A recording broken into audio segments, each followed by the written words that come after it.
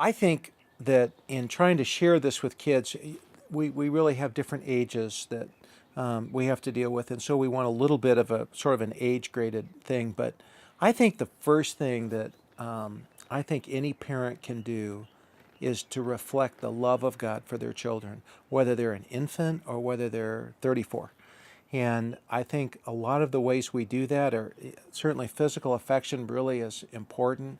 I think telling them how much we delight in them and showing that when my kids were little, I used to come in, take my suit coat off, get on the floor and growl and rustle and tickle, and they would laugh and run around the house. And I always wanted them to know when I first came in the door that I just couldn't wait to see them, that they were the highlight of my day.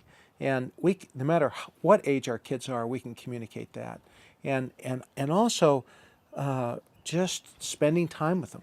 So I think we need to communicate who God is first, and then how to live with God kind of comes second.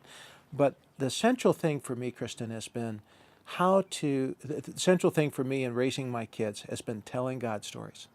Um, every once in a while, I get to share a Bible lesson or something I've learned that might help them in a specific situation. But what they want to know is, what are the exciting stories, Dad, Mom, that you had with God today? That's what they want to hear, and they will.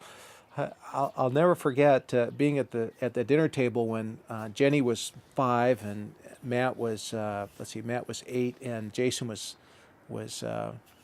10, and I can just picture having a hard time getting their attention. Everyone's eating and having a good time and laughing and giggling, but when I mention a story that day of how I encountered God in business, how maybe I went in to talk to a difficult client and I prayed ahead of time and asked God for favor with this person, and sure enough, magically, their response was very different.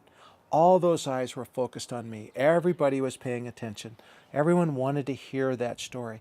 I think in Psalm 145 it says, "One generation shall praise your works to another," in verse 3 of Psalm 145. And I think we were meant to give children the legacy of parents that have great stories in the presence of God. And it doesn't matter whether we've had them in the past. We can always start now and give our kids those stories, because they will remember those stories for years to come.